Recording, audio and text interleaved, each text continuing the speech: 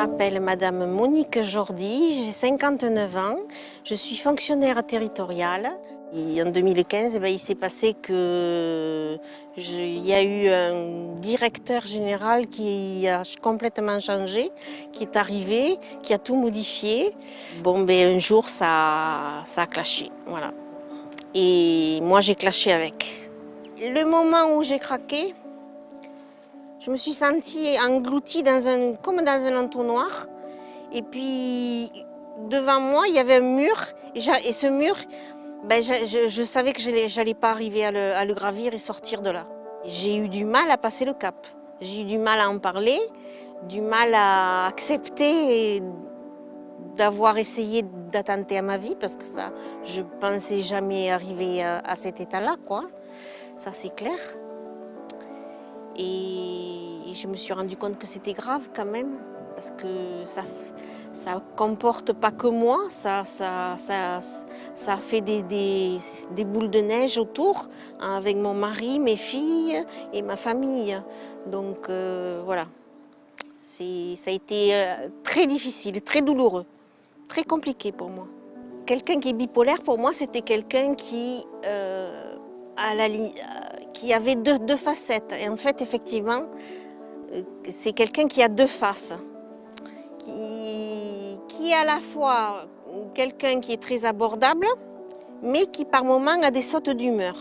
C'est-à-dire, c'est des mouvements d'humeur. Et quand j'ai craqué, ces sautes d'humeur, si vous voulez, elles sont apparues. Et c'est là qu'ils ont diagnostiqué qu'effectivement, j'étais bipolaire. Au tout début, quand j'ai commencé les séances de télémédecine, on m'a fait signer un papier comme quoi j'acceptais de faire ce système, et j'acceptais bien sûr tout ce qui est contraintes CNIL, etc. J'ai tout à fait bien compris la chose, et le déroulement de la séance, etc. Donc moi, ça m'a paru normal. Et il y a une personne qui est chargée d'allumer et d'établir les communications pour que nous puissions avoir l'entretien avec la psychiatre.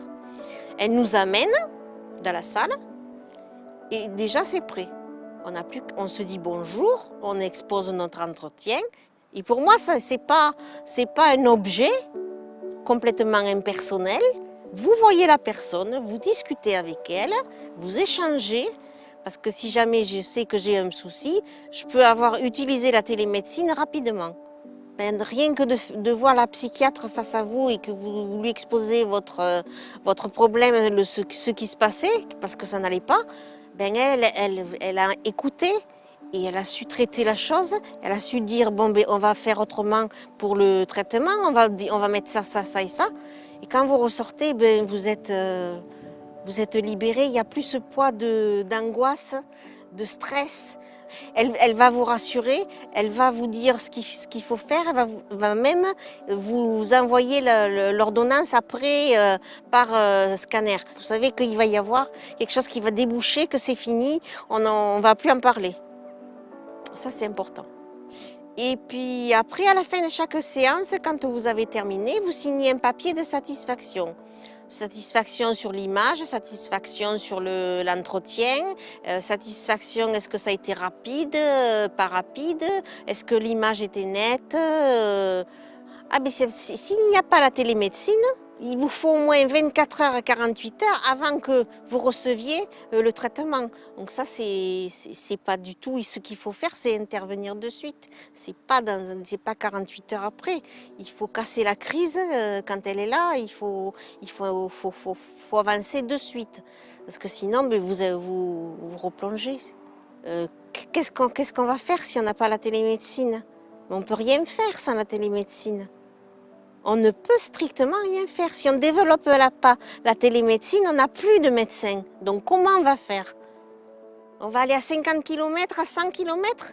Ce n'est pas ma conception et ce n'est pas ma vue de la vie de maintenant, surtout au XXIe siècle.